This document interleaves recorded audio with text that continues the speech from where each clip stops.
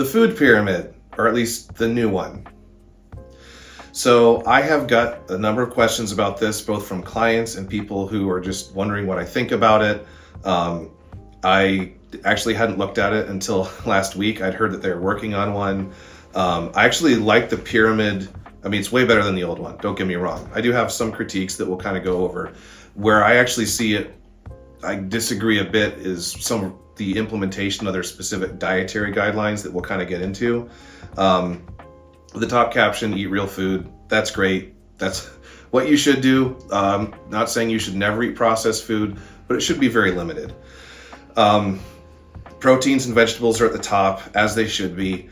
I would have kind of rather see this be in segments by sort of like macros or even like food groups. So maybe like proteins, starches, and like vegetables, or maybe like, something along those lines.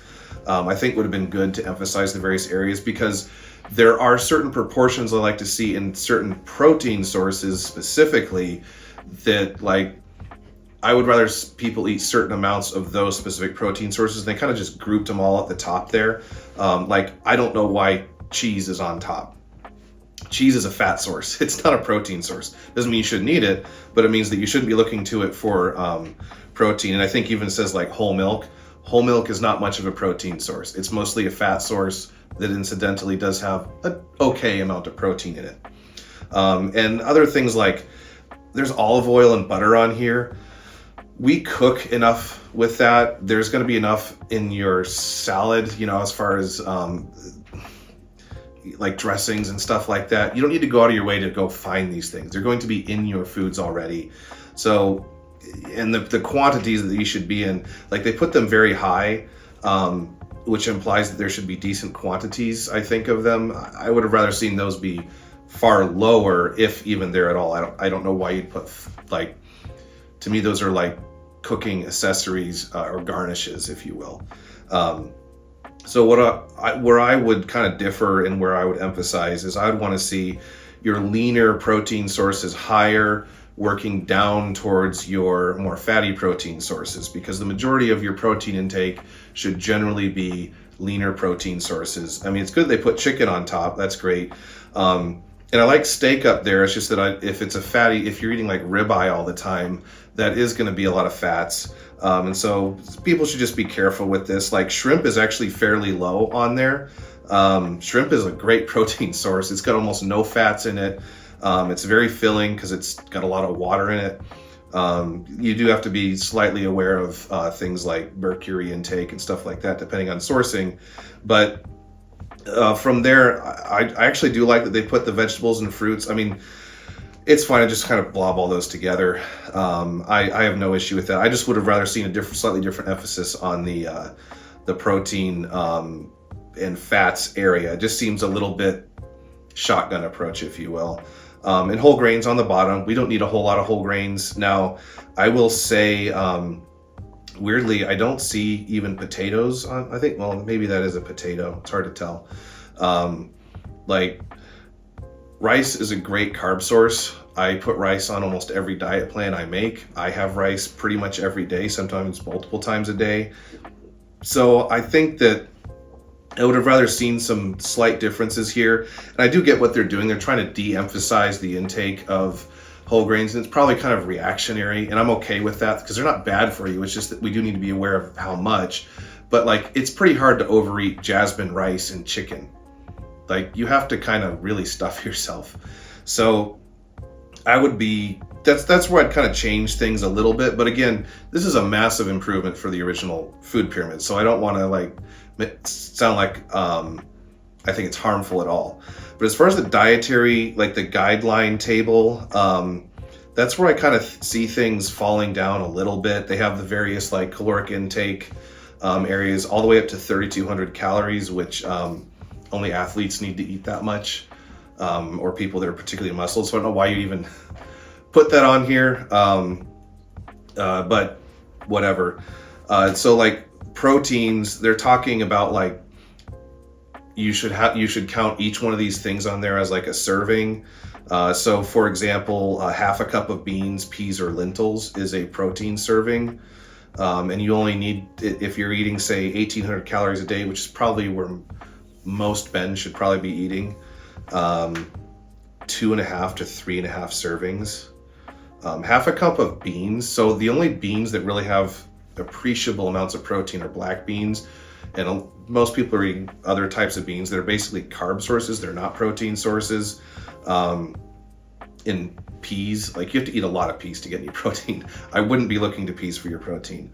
And like 3 ounces of cooked meat, poultry or seafood, 1 egg counts. So like 3 ounces of chicken is going to be like 20 grams of protein or so. 1 egg is like 6 or 7 grams of protein. So if you're following these guidelines and you're getting 2.5 to 3.5 servings and you were to get it from like eggs, you're going to get like 25 grams of protein in a day. That is about an eighth of what a lot of men need to get. So the protein intake is a bit less than I would like to see. I get that they're trying to reduce it to like this sort of like almost points system, but it actually is not that uncomplicated. And yeah, they have dairy in there, which you'd get some protein from, but like if you do as advertised and eat whole milk, 1 cup of milk is a dairy serving, and it says to get 3 on that 1,800 calorie block, or 3/4 cup of yogurt, or 1 ounce of cheese. That's a lot of fats. If you're getting it from whole milk, that's 3 cups of whole milk. That's going to be like 50, 60 grams of fat, I believe, off the top of my head, and something like 20 something grams of protein, 30 something maybe, depending on the whole milk source. That's not a whole lot. So our theoretical guy's up to like 50 something, maybe 60. So you're just past a quarter of your intake. And the rest is fruits, vegetables, whole grains, healthy fats. There's no more protein now. So you don't even get to half of your protein needs with this particular diet. So that's where I would see some issues. Macros are king, and just looking at things actually in terms of macros is better and superior in my opinion. I actually liked the, they had like the pie plate. I think that was actually better. The like fistful of protein and fistful of carbs and fistful of, or fist-sized vegetables. I actually think that was probably easier way to think about it. And like whole grains, fine. And then like healthy fats, 4 servings, a serving being 1 teaspoon of olive oil or butter. You don't need 4 teaspoons of olive oil or butter to have a healthy diet. You're going to get that from cooking your meat anyway, because that's probably what you're using, or other oils. So I don't know why that would, like, why would you put that in there? Like, you don't need to be measuring this out and going, okay, I need to make sure, like, what are you going to drink it from, a spoon or something? That's going to be in olive oil based dressing if you have the suggested amount of vegetables, which the suggested amount of vegetables is actually good, and the fruits. So in this case, we're talking about 1.5 cups of raw fruits. That's actually about the right amount that someone eating 1,800 calories should eat at a minimum. And you can actually go up from there depending on if it fits your macros. Vegetables, 1 cup raw or cooked. So this theoretical person would have 3 cups raw or cooked vegetables, or 2 cups of leafy greens per. So that'd be 6 cups. That's a lot of salad. But I will say, if that's what everybody ate for the vegetable intake, they would probably be healthier. So that I actually don't find any problem with. You'd be getting lots of fibers. But where I kind of see things kind of be skewed a little bit is, I would say the protein, they need to figure out a better way to calculate their proteins. And their whole grains are like pretty good. I'm looking here, it says like a half cup of cooked oats, brown rice, barley, quinoa, or buckwheat, 1 slice of bread, 1 tortilla. Like, if you get 2 to 4 slices of bread per day, that's quite a bit of calories. And that's quite a bit different from like, that'd be up to 2 cups of cooked oats, brown rice, or barley. And the other thing is, I don't know why you put like brown rice versus white rice. White rice for most people digests better. There are some people that do brown rice, digest brown rice better. just say rice, because like it's on the individual. They're both healthy. It's not like white rice is inferior. I don't know why this has been like the claim in the health world for way too long. There's no evidence to suggest this. I default to white rice in diet programs, and most people digest it better that I've worked with, and it's been a lot of people at this point. The brown rice people are more of an exception, and we just put brown rice in. It's not a big deal, but like the health outcomes are equitable. So that's kind of where I would critique this a little bit, is I would want to see a better emphasis on lean meat. I'd like to see lean meats versus fatty meats sort of differentiated a little bit, because I like someone to have lean meats throughout the day and lean protein sources in general, and then their fatty protein sources in the evening. And this doesn't really differentiate that. So if you follow these, like, it'd be really, really easy to get past that 1800 calorie mark if you're using some of the suggested protein sources. So it's an improvement, don't get me wrong, but I actually would say the pyramid is better than the table where they actually like really have the guidelines, and it's kind of overcomplicated. If you were to try to like track and follow this, it would actually be pretty tough to adhere to, and you're gonna get less than half of the proteins that you should be getting. And most people need far more protein they're getting, and they need far less fats. They don't need more carbs, usually a bit less carbs, but once you cut out the processed foods, they're probably actually about where they should be, as far as from a maintenance perspective, for eating a generally healthy diet. So that's kind of my longer form summary. I'll do probably some shorter stuff as well, but I hope this is helpful to some of you. It's a pretty good pyramid. I would just say like probably toss a lot of the guidelines out and realize that you want to be emphasizing those leaner protein sources, especially during the daytime, with dinner being the exception where you can eat the fattier meats. And then, and most people just don't need that much dairy. That's going to be a lot of calories, usually a lot of fats. And there's also a very significant portion of the population that just doesn't tolerate dairy. Caucasians tend to be the ones that do tolerate it pretty well, but in my experience, there's a lot of, in that segment of the population, that also just don't do dairy very well. Even if their digestion's pretty good, they'll deal with inflammation and joint pain. We take out dairy and all of a sudden things kind of clear up. So I wouldn't really emphasize that as a food category. Dairy should just be like part of your protein intake, and that should be fairly nuanced, where you're looking for leaner dairy sources, such as like Fairlife has their ultra filtered milk. That's a great source of protein with a small amount of carbs in it. Or like low fat or no fat Greek yogurt. Those are also really good sources.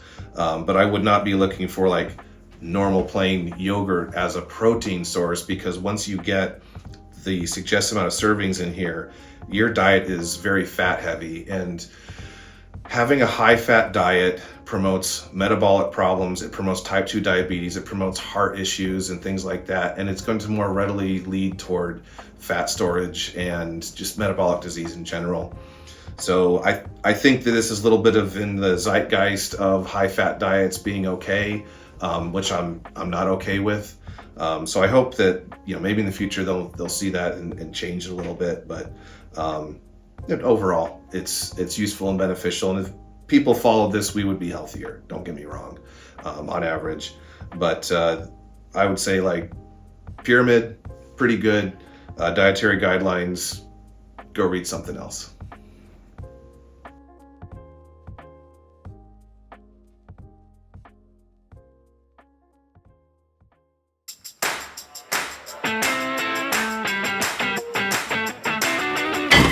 My name is Justin Johnson with High Calling Fitness. Maybe you're tired, gaining weight, waking up with joint pain, back pain, and a body that just doesn't feel like it used to. You've tried to fix it, but nothing seems to last. What if you don't need another app or crash diet, but a real coach, someone to meet you where you're at and walk with you step by step? At High Calling Fitness, our coaching comes to you wherever you are. No matter where you live, small town or city, across the country or across the world, your health still matters. You don't have to go it alone. We build personalized plans based on your goals, your schedule, and your equipment, even if it's just a set of dumbbells in a small space. This isn't just training, it's a personal partnership.